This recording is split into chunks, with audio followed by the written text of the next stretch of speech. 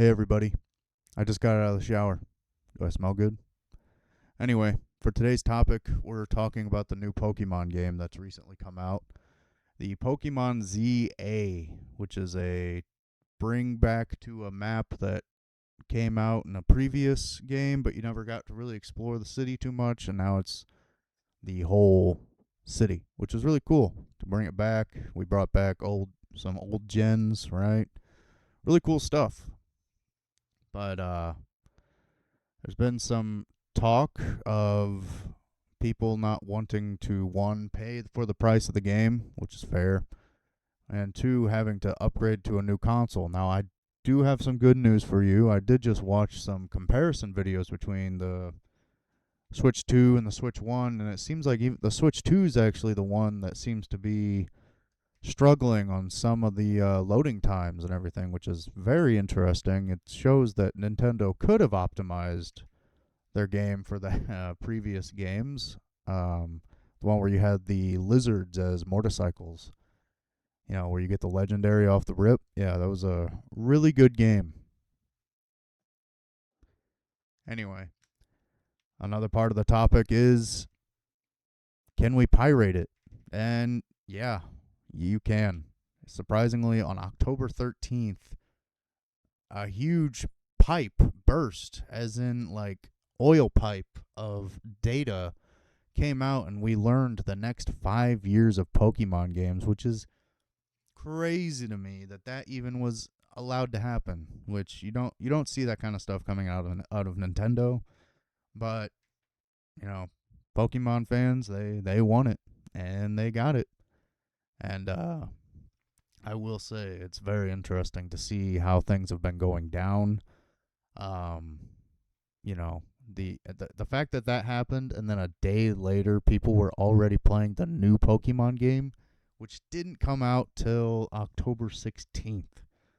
So people were already playing the game before it came out on their PCs at 4K at 60 FPS, which does show that Nintendo can make a good like performance running game, but they just don't want to give you the hardware to do it. Because even on the Switch 2, I think it's getting, I want to say, what is it? It's like 30 FPS at 1080p. I could be wrong on that. I want to get to the real meat and potatoes of why I want to make this video, and that is pirating games okay? And in my opinion, Pokemon fans have been pushed into a corner here. Because not only is this the most expensive Pokemon game to date, but if you have a dead Switch like me, that pushes you into having to spend $500 on a whole new console with the game. Now, granted, that is with the game.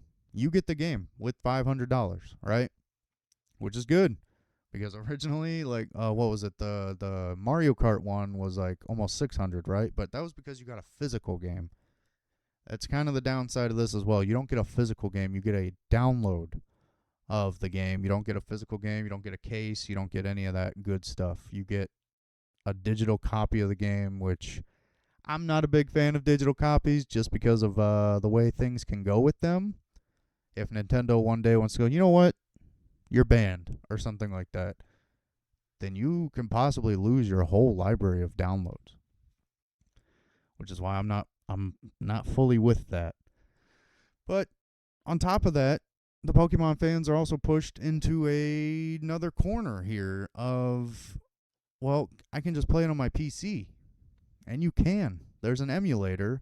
And with the comparison video I watched between the Switch 1 and the Switch 2, the Switch emulator seems to actually run the game really well. Like I said earlier, 4K at 60 FPS. That is holy bazongas, dude. That makes your eyes go, like it blows your mind. And it's crazy to see that. And it's just, I don't know. At the end of the day, though, I do think if you want to pirate this game, turn on your VPN and go for it. Because you shouldn't have to pay, what is it, $80 or is it $90? Very expensive, almost $100 just for the game. And then if you don't want to buy a new Switch, pay $500. If you already have a top of the line PC, why shouldn't you be allowed to use it? You know what I mean? And if Nintendo wants to fight this, go against the grain, they could do what Sony did. Put your exclusives on Steam. Just saying. You have a lot of Pokemon fans who own PCs that would probably happily buy the game. And that's all I got. I'll see you all in the next one.